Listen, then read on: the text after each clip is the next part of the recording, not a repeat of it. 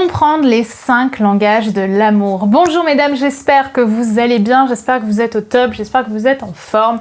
Moi je suis ravie de vous retrouver dans cette vidéo dans laquelle nous allons aujourd'hui parler des 5 grands langages de l'amour. Je suis ravie de vous retrouver dans cette vidéo, mais avant tout, si vous ne me connaissez pas encore, je suis Brenda Boucris, ton experte en amour et en relations hommes-femmes, spécifiquement pour vous mesdames, pour vous apprendre à devenir des femmes plus confiantes, plus excitantes, plus inspirantes et naturellement attirer à vous des hommes qui vous plaisent, mais surtout des hommes qui vous méritent.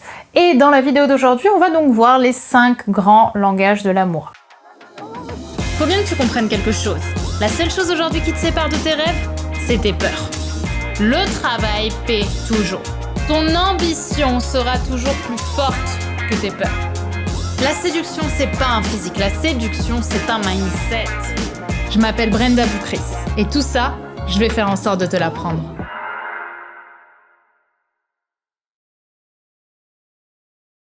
Donc si c'est la première fois que vous rejoignez la chaîne et que vous découvrez ces vidéos, je vous invite bien sûr à vous abonner en cliquant sur le bouton rouge, le bouton s'abonner juste en dessous, puisque je te publie une vidéo de conseils par jour, ce qui fait que tous les matins, tu vas avoir le droit à ta petite dose de conseils en séduction, en relation homme-femme, en amour de soi, pour devenir une femme plus confiante et passer une meilleure journée. Je t'invite à télécharger mes messages, là, disponibles juste en dessous, à envoyer clé en main à un homme pour tout de suite te démarquer. Ils sont disponibles en description.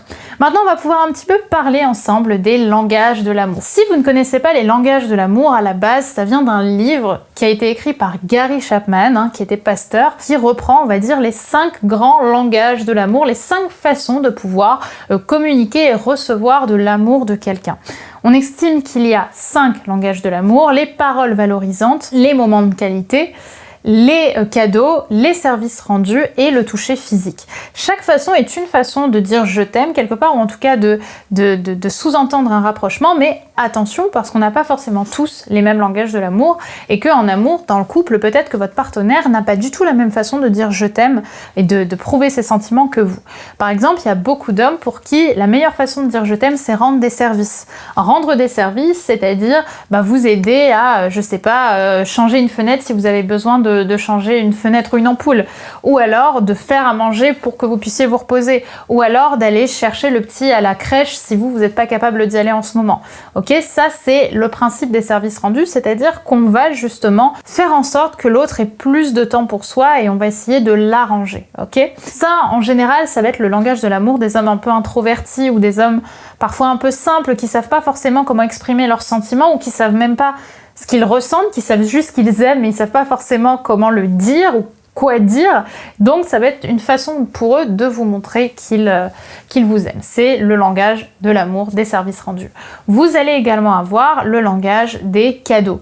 Les langages des cadeaux, il est quand même plus simple, c'est le fait d'offrir des cadeaux, d'offrir des présents pour faire plaisir à quelqu'un.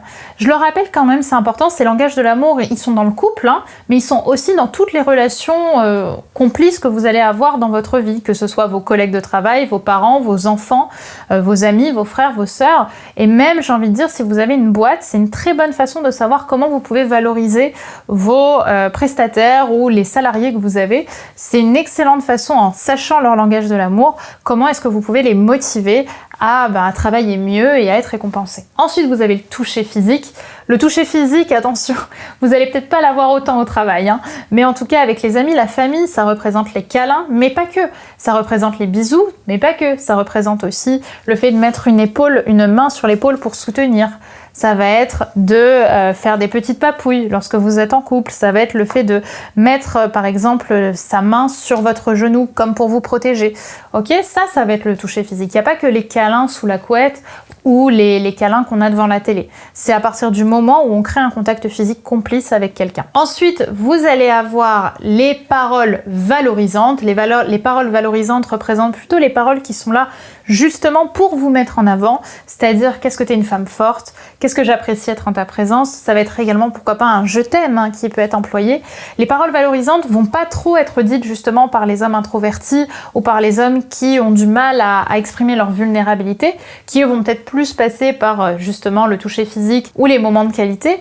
Mais en tout cas, c'est vrai que les paroles valorisantes sont plutôt quelque chose de féminin, c'est-à-dire des paroles qui sont là pour mettre en avant l'autre et pour lui témoigner une certaine gratitude d'être dans notre vie. Ok?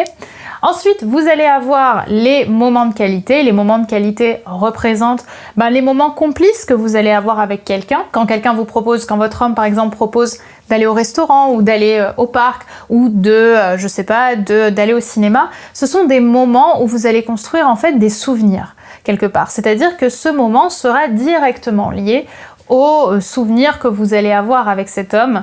Et c'est-à-dire que ce moment va créer des souvenirs et quand cet homme repassera à cet endroit, il se souviendra quelque part du moment que vous avez passé ensemble. Quelque part, c'est que cet homme tient assez à vous pour avoir envie de construire des souvenirs avec vous et que vous fassiez partie de sa mémoire quelque part. Donc on se crée des expériences ensemble. Voilà mesdames pour cette vidéo, j'espère qu'elle vous aura plu, qu'elle vous aura inspiré, qu'elle vous aura parlé. Moi je suis ravie d'avoir pu vous partager très rapidement un petit peu le principe on va dire des langages de l'amour. Si vous voulez aller plus loin, je vous invite vraiment à découvrir le passionnant livre tout petit de Gary Chapman, il se lit en 20 minutes, sur les 5 langages de l'amour. Gary, G-A-R-I, espace Chapman, C-H-A-P-M-A-N.